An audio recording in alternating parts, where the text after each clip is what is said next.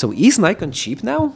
Nikon 50mm 1.4 is, I think, the first lens I've ever seen that is actually cheaper native lens than 50mm 1.8.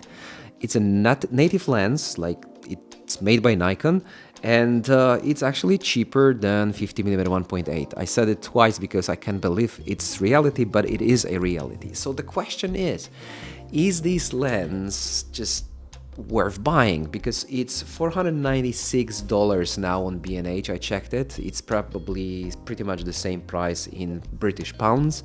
So it seems a bargain, like 50mm 1.4 for that price, and lightweight because it's like 422 grams or 14.9 ounce, then it seems like a steal.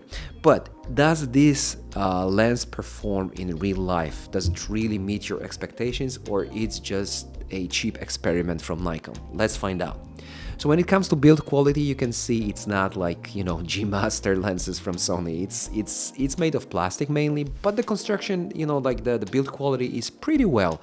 I mean, it has two rings, one that you can like customize the function of it, for example f-stop, and second one is a focus ring, and it all works very good. It's weather sealed, the mount is metal, made of metal, so after all, I like it. It's okay, and the main advantage to me is that it's lightweight. So I like lightweight lenses, lightweight setups. I like to travel with this, you know, equipment. So that's a good thing. But the most important thing, how does it perform? When it comes to sharpness, is sharp in the center of the frame, since like wide open, 1.4. It's not perfectly sharp, but it's perfectly okay, like to me totally enough. But in the corners you'll see some drop of sharpness and some drop of contrast. So if you want like a very sharp images, you have to stop it down to f2.0, or if you want to have a perfect image, 2.8, which is okay. But in those corners at 1.4 you can clearly see that Nikon did cut some corners here and there to make this lens that inexpensive for what it is, of course. Now, when it comes to distortion is negligible. There is a little bit of barrel distortion, but like doesn't really matter in real life, so that is highly recommended. And when it comes to work against light, it's interesting because it's very well controlled. The look is very unusual. It's very like blocky, like very solid, and that is actually a good thing, because like the flaring is very negligible. It just works fine. It's a little different from what I'm used to, but at the other hand, it's good because this lens is distinct, has its own look, which we'll talk about later. Now, when it comes to macro and close-up, you can get like around 35, I don't remember well, but something around 30 centimeters close to the object you want to take a photo of. So at 1.4 I do not recommend to take photos from like close-up photos with this lens, because it's pretty blurry, but step down to 2.0, it's already much better. And if you want again perfect image, 2.8 starts to look very good, specifically in the center. It is sharp. Now, vignetting is a category which this lens, I mean, it's very even, so it's very easy to remove in post-production, but it's pretty huge. So at 1.4, if you have some like blue sky in your frame, it is visible. However, of course, nowadays you can remove it in post, so there's nothing to be scared of, but something to have in mind.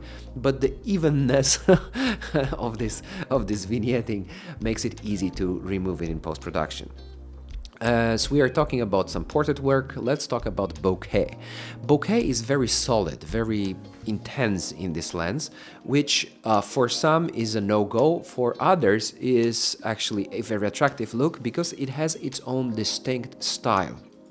So bokeh is not very like perfectly round, so like you will find some cut effect in corners, which doesn't matter for most people. It is not messy like, you know, onion ring effect, but it's very solid. It reminds me a little bit of like older Sony Zeiss lenses that had this, like, I call it German bokeh, like very solid, very intense bokeh.